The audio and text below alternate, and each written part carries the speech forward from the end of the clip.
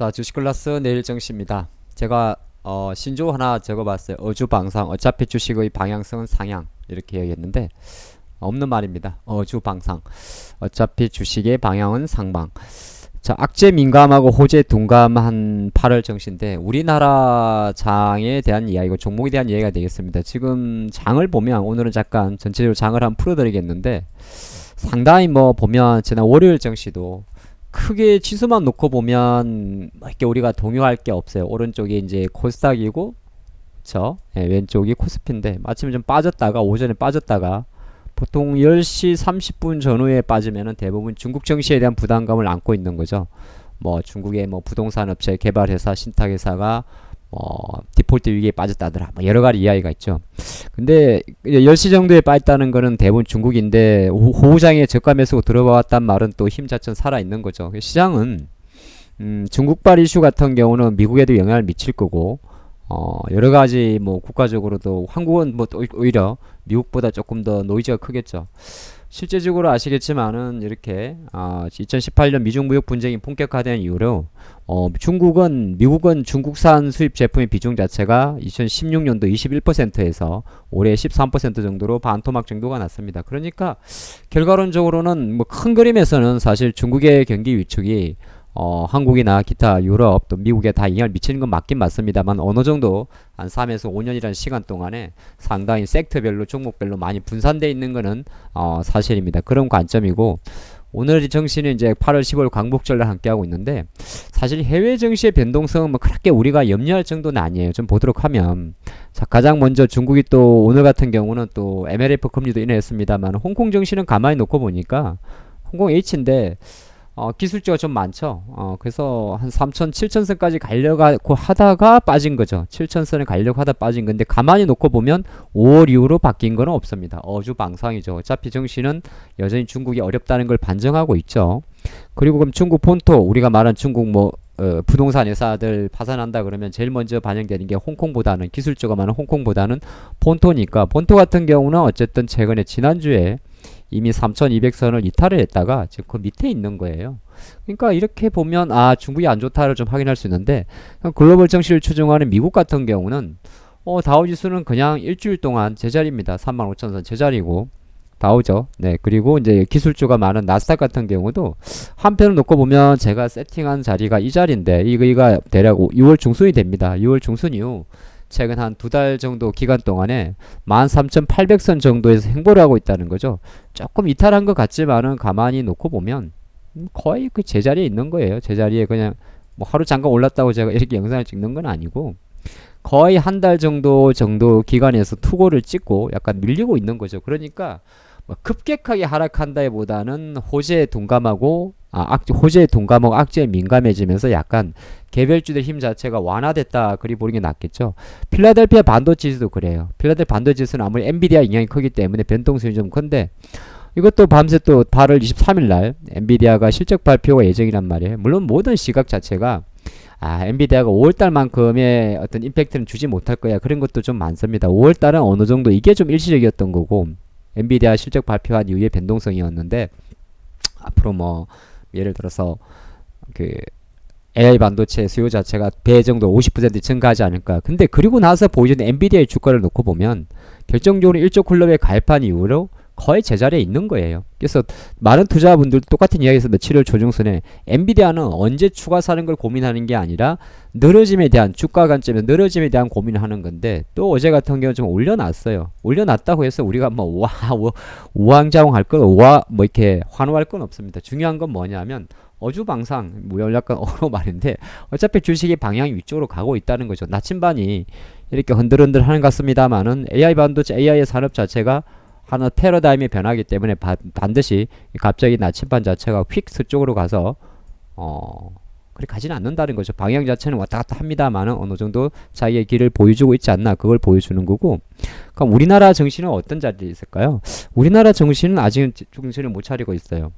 약간은 이렇게 놓고 보면 주봉인데 주봉 놓고 보면 한 최근 4주, 5주 연속 쉬고 있습니다. 그렇죠? 코스피 주봉이니까. 근데 그러니까 결과론적으로는 7월 초순에 생겼던 배터리 포모 현상의 그 후유증을 지금 5주 동안 느끼고 있는 거죠. 다시 한번 배터리 포모 현상의 후유증이라는 거죠. 근데 이게 자체가 단순하게 놓고 보면 포스코홀딩스, 코스닥, 에코프로에만 나오는 게 아니라 에코프로는 4주 정도 나오는데 지금 시장 흐름에 놓고 보게 되면 시장 같은 경우는 뭐 그렇게 뭐 우리가 딥하게 현금을 늘리고 그 정도는 아닌 것 같아요.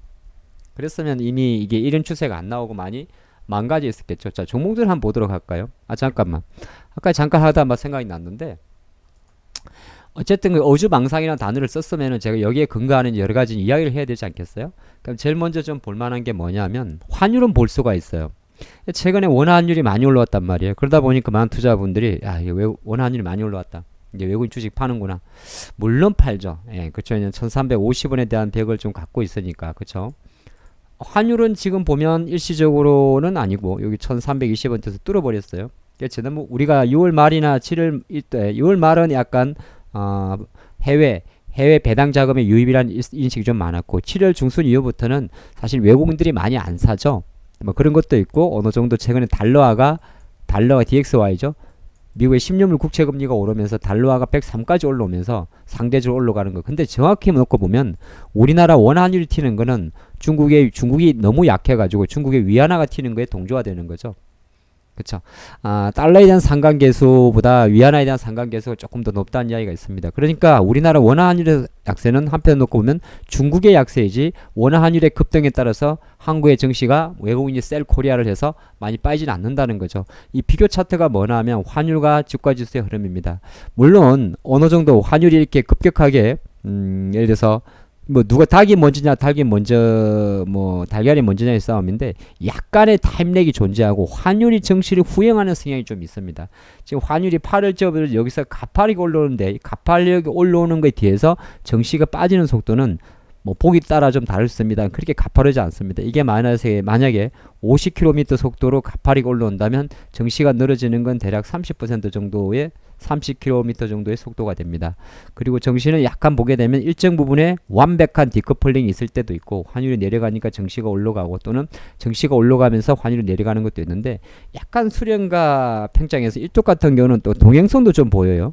동행선 환율이 올라가면서 정시도 올라가는 물론 여기에는 또 중간에 4월이니까 뭐 배터리의 포모 현상도 있었겠지만은 그래서 지금 시장에서 우리나라 원화 환율의 증가는 상승은 물론 신경 쓰입니다만은 중국발 부진에 대한 이슈가 크기 때문에 뭐 갑자기 셀 코리아로 가는 그림은 아니지 않나 이렇게 보겠고요. 오늘 내일 정신 좀 종목을 많이 보겠습니다.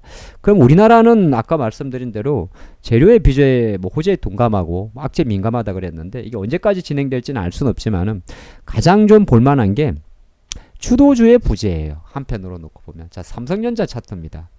그쵸. 뭐 별로 아무런 감흥이 없을 겁니다. 그러면 하이닉스 마찬가지예요. 뭐 HBM 다 좋습니다. 전세계 HBM의 현재 점유율 MS 뭐 80% 하더라도 아직까지는 여전히 재고가 많다는 부담감. 그럼 하이닉스는 기술적으로 놓고 보면 조금 더 흘러내릴 가능성이 있어요. 여기에 또 LG엔솔도 마찬가지겠죠. LG엔솔이 어디 갔을까요?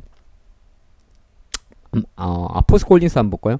포스코홀딩스 같은 경우는 포스코홀딩스도 마찬가지예요. 새로운 재료에 대한 목마름을 기다리는 거죠. 그러니까 거래량도 감소하고 계속적으로 저가 매수가 안 들어오는 거죠. 공매도도 많이 안 쳐요.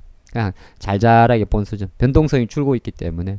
그리고 RJ인솔루션도 마찬가지입니다. 테슬라도 배터리 납품할 것이고 다 좋은데 그럼에도 불구하고 주가가 마디가에 갇혀 있다 보니까 장은 좀 잡혀 있겠죠. 이게 고스란히 넘어가면 어디로 가냐면 나머지까지 마찬가지예요. 기아 같은 경우는 자동차도 여기서 지금 보완을 못 해주니까 시간이 이런 거죠. SKC의 동박이 SK 넥실리즈죠. 잘하면 미국의 IRA 법안에 동박도 포함될 수 있다는 재료. SKC는 지금 생각보다 잘 나가요. 근데 주가는 갇혀 있는 거죠. 여기에 결정적으로 코스닥으로 넘어가게 되면 아무래도 시가총 1위가 에코프로인데 에코프로 BM이죠. BM이나 에코프로 나면 그게 그건데 에코프로 BM의 주가도 만약에 마디가의 기준으로 50만원이라면 5832 5840 5735 예. 그쵸? 45만원이라면 어쨌든 32만원까지 내려왔단 말이죠. 그러면 기술적으로 놓고 보면 에코프로 BM의 주가는 30만원 초이까지 떨어집니다. 더 떨어질 수 있는 기술적 흐름을 보여주고 있죠. 천천히 떨어질 뿐이죠. 이러한 장세가 지속되다 보니까 심지어 에코프로도 마찬가지예요.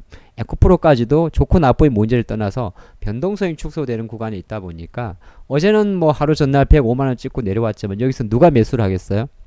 하면 안 되죠. 저라면 안 합니다. 저는 다시 지난번에는 잠깐 보더라도 또 한 번 기다릴 것 같아요. 그건 누구의 마음가짐이나 똑같아요. 이런 상태에서 사실 삼양식품의 상한가는 우리가 볼 때 너무 좀 어그러우잖아요. 그쵸? 어떻게 삼양식품이 상한가를 갑니까? 아니 물론 못 가란 법은 없어요. 삼양식품이라고 상한가 못 가란 법은 없어요. 복권배 하나만으로 갈 수도 있어요.